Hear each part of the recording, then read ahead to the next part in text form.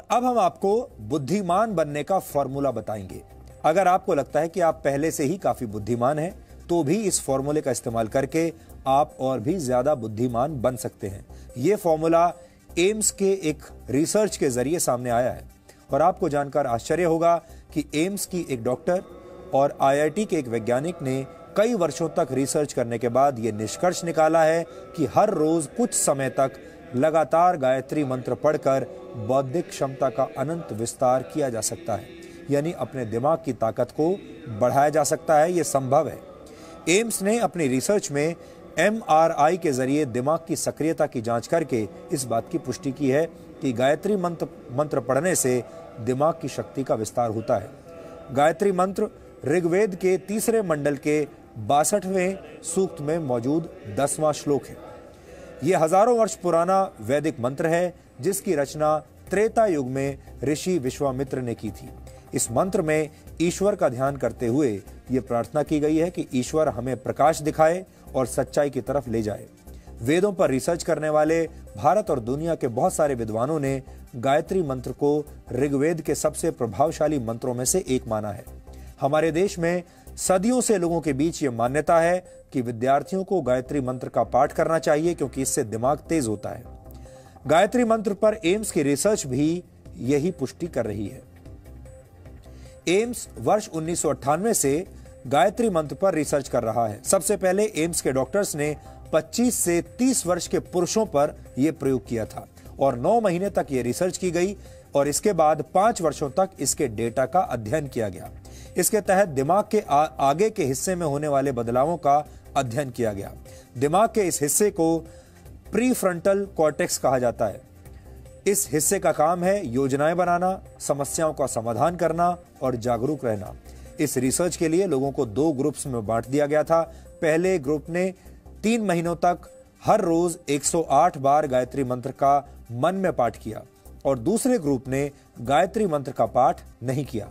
जो लोग गायत्री मंत्र का पाठ कर रहे थे उनके शरीर में खुशी के वक्त पैदा होने वाले केमिकल्स तेजी से बढ़ने लगे।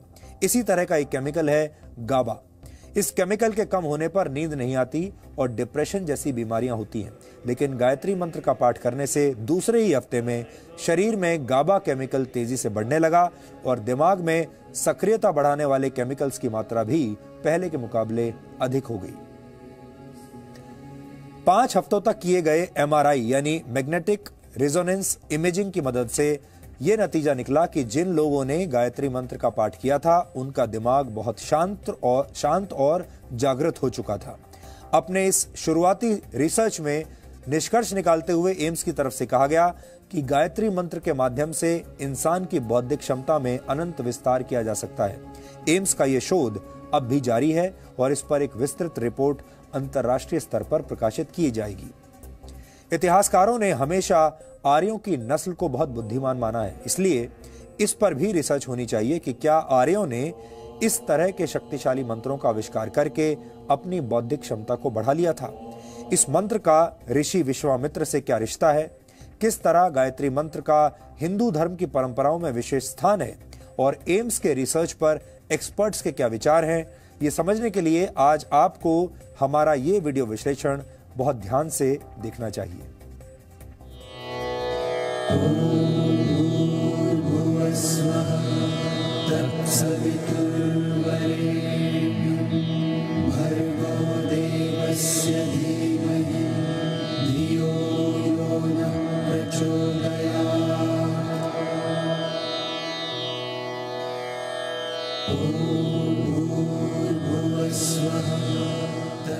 गायत्री मंत्र भारत के महान ऋषियों की तपस्या का फल है। हिंदू धर्म में कोई भी पूजा बिना गायत्री मंत्र का पाठ किए संपन्न नहीं होती।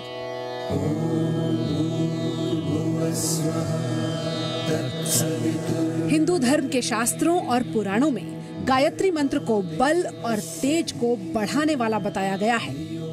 यही बात all India institute of medical science ने अपनी रिसर्च में कही है। माना जाता है कि इस मंत्र का उच्चारण दिमाग को शांत करता है और ये शांति बेवजह नहीं है।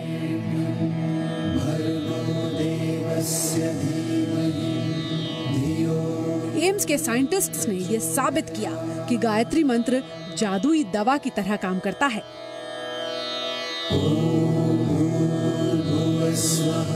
रिसर्च के मुताबिक अगर नियम बनाकर गायत्री मंत्र का उच्चारण किया जाए तो ये दिमाग की चेतना को सीमाओं से परे ले जाकर जगा सकता है। अगर मैं कोई भी ऐसा एक्शन करता हूं जिससे मेरे शरीर में सिंपैथेटिक एक्टिविटी कम हो जाए और पैरासिम्पैथेटिक एक्टिविटी बढ़ जाए, यानी कि मेरी दिल की धड़कन कम हो जाए, मेरा रेस्पिरेटरी रेट कम हो जाए, मेरा स्किन रेजिस्टेंस बढ़ जाए, तो मैं हीलिंग मोड में चला जाता हूं। I get connected to my consciousness. उससे मेरे शरीर के अंदर में जो दवाई मांगूंगा मैं वो पैदा होती है। That is called parasympathetic state of mind. और अगर मैं बिल्कुल इतना ज़्यादा एब्जॉर्ब हो जाऊं कि मैं टाइम भूल जाऊं कि मेरे पास मैं कहाँ पर हूं, तो मैं चौथी स्टेज ऑफ कॉन्शियसनेस में चला जाता हूं, जिसे शास्त्रों में तुरिया स्टेज ऑफ कॉन्शियसनेस कहा जाता है।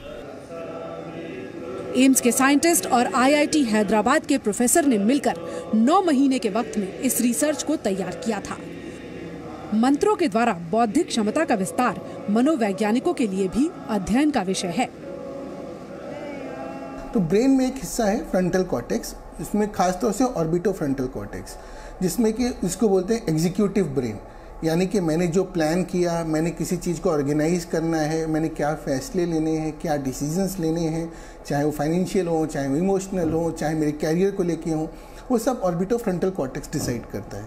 तो अक्सर जब भी हम कोई भी लाइफस्टाइल चेंज जो हेल्दी वाली होती हैं, चाहे योगा की हो, मेडिटेशन की हो, चैंटिंग की हो, चाहे वो गायत्री मंत्र हो, बहुत लोगों के लिए अलग तरह के मंत्र होते हैं, सब में एक देखा गया है कि ब्लड सप्लाई कुछ पर्टिकुलर एरियाज में बढ़ती है, जो उस वजह से ब्रेन में पॉजिटिव चेंजेस आते हैं, जिसको बोलते हैं न्यूरोप्लास्टिसिटी। यानी कि जैसे जैसे ब्लड सप्लाई हमारी बढ़ती है, न्यूरॉन्स थोड़े उनमें ग्रोथ फैक्टर्स आते हैं और वो नए नए ब्रांचेस बनाते हैं। करीब 20 वर्षों से एम्स में गायत्री मंत्र पर शोध किया जा रहा है। इन्हीं रिसर्च पेपर्स में प्रकाशित एमआरआई स्टडी के एक ग्राफ में दर्ज ब्रेन एक्टिविटी में ये भी साफ देखा गया कि जिन लोगों ने गायत्री मंत्र का उच्चारण किया, दूसरे हफ्ते में ही उनके दिमाग की तरंगों में एक लय आ गई। जबकि दूसरा ग्राफ उस ग्रुप का है जिसने गायत्री मंत्र का जाप नहीं किया। उनके दिमाग की तरंगें बिखरी हुई और बेतरतीब नजर आईं। मतलब साफ है कि कंट्रोल ग्रुप वाले लोगों के दिमाग में सकारात्मक बदलाव देखे गए। ऐसे लोग भी मौजूद हैं जो गायत्री मंत्र से सेहत पर अच्छे प्रभावों का दावा करते हैं। तो मेरा धीरे धीरे पढ़ाई पे ध्यान आकर्षित हुआ। बाकी हर जगह से, जितने गलत जगह पे थे उन सब जगह से अपना कंसंट्रेशन ठीक कर पाया मैं। ओम भूर्भुवः स्वः। गायत्री मंत्र की रचना ऋषि विश्वामित्र ने की थी। भर्गो देवस्य धीमहि धियो यो नः प्रचोदयात्। विश्वामित्र को हिंदुओं के धर्म ग्रंथ रामायण में एक ऋषि और एक वैज्ञानिक की तरह भी प्रस्तुत किया गया है। रामायण में विश्वामित्र भगवान राम और लक्ष्मण के गुरु हैं, जो उन्हें दिव्य अस्त्र शस्त्रों के बारे में भी ज्ञान देते हैं। गुरु और शिष्य के बीच सर्वदा प्रेम और विश्वास बना रहे। हमारे देश में खास तौर पर उपनयन संस्कार के वक्त मंत्रोच्चार में गायत्री मंत्र का विशेष स्थान माना जाता है।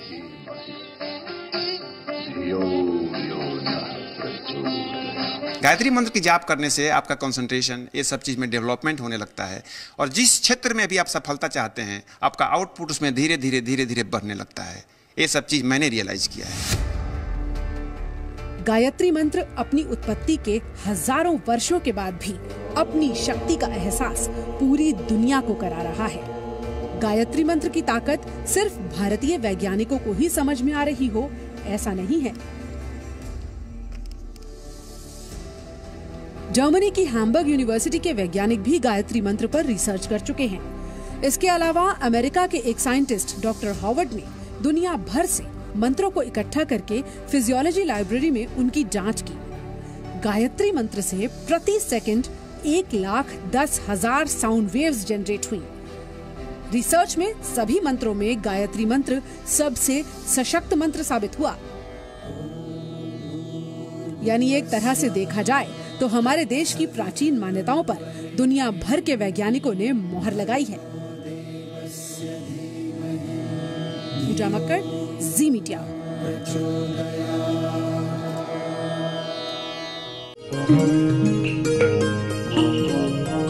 हमारे YouTube चैनल को सब्सक्राइब करें और बेल आइकन को दबाएं ताकि आपको नोटिफिकेशंस मिलते रहें।